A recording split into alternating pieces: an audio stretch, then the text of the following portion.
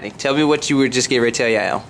Okay, we're doing narrative writing, and the problem I was having was getting from the pre-writing to the drafting. What I noticed that when they do their graphic organizers, they'll take everything from the web and just write a sentence and present that as their final product. So what I thought would be a good idea is that they take everything from their web and create a picture, and from that picture they're able to create a paragraph from that picture.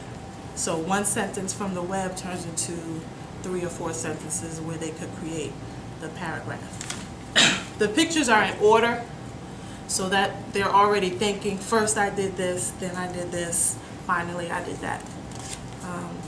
Once they finish the writing, I let them do the revising. I will first show them a video about revising after we talked about it, knowing that you can add things. Another problem you may have is they want to edit. They want to spell it right, but you have to just remind them what is revising. And I would use different, you have to show them first. So I would show them on the board, like I'm using arrows, I can add this, I can do that. So revise and then edit. I'm going to add things and take away, and then I'm going to correct. So after you do that, my last step is publishing. We're at editing now. So when we get to publishing, I let them edit, partner edit. It doesn't go too well, but you want them to get into the habit of looking over their work. I saw people pull dictionaries and things like that. They circled. I'll have the editing, what you do with the editing writing. I'll have that up on the Prometheum so they can see, like, if I circled it, it's misspelled, may need a capital letter. But then I go behind them with a red pen and do editing. I set up conferences to meet with them one-on-one, and we go over, because even though I've edited, they may not understand. So just to review that, and then we're going to publish, and I can't wait to see what I get. What's your vision for writing here? What kind of writers do you want your kids to be? I want them to be creative writers. I don't want them to copy.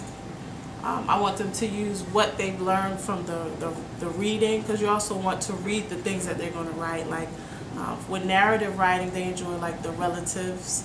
The Relatives Came, which talks about sequence. So when we're getting ready to do revising, that's a good book to read.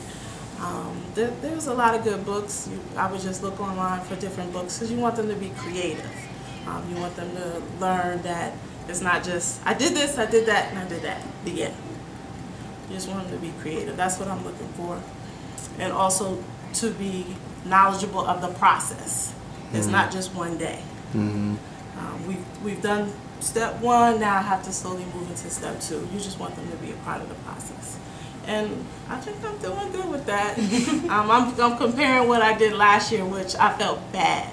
I would have never gotten any of that. So I guess you have to take it one step at a time, but you have to fix it. You have to, I guess, exit ticket yourself, and if it doesn't work out, you have to make some changes, and that's what I had to do. I had to make a lot of changes because I wanted to give them the opportunity to learn the process. Okay, and one last question. How are you tracking writing in here? What are you doing to gauge where your students are in writing? The very first day, they wrote a narrative. And I used the conventional idea. They wrote a narrative about their first day of school. So, right here, I wasn't expecting much, but just wanted to, they knew that what a narrative was, which was real events, first, next, then, and using I and my. So then I put it on the tracker. I love trackers. That's one thing I did last year that I'll continue to do. And just use, because this is on a report card, conventional ideas, creativity, things like that, and just track them that way. And then I'll go back and see how many steps have they grown. Did they go from beginners to capable? You just want some type of growth. And do your students, are they involved with this tracking process and know where their writing is going this year? Yes. Like they know. It's like right here, I use this rubric. So you just want to see what's missing from their writing. What do you need to practice with them? And usually it's the same thing, the ideas. The ideas are always low. When I conference them, I conference them before the pre-writing, just to find out, well, what are you going to write about? And I kept a list of that, because if you don't, they'll change it on you, and then they're starting from the beginning. So we did I want to it write that about way. my brother now. Yeah. Oh, she's going to Mexico. I want to write about Mexico. So that's what just using what happened last year. Like, you were almost done. Well, I didn't like that. So I tracked it that way. And also, what do we need to do? You have to incorporate everything with it, like grammar. When we got to quotation marks, we did the noodle thing. Yes. And we cut out magazines and then had them put the quotations, which is really hard for my English language learners. So that's something you continuously review.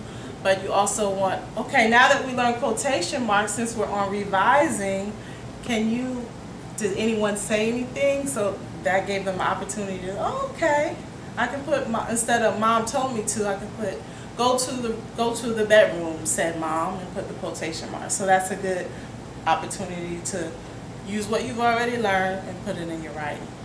Because we do not have scripted. I don't have anything scripted, so it's kind of what works. And we also are IB school, so we're using that as how do you express yourself. Can you explain a little bit more about this communicators? Like communicators are Sure. these goals. We want the student to be well-rounded. We want them to be not just a student, but also a part of the community.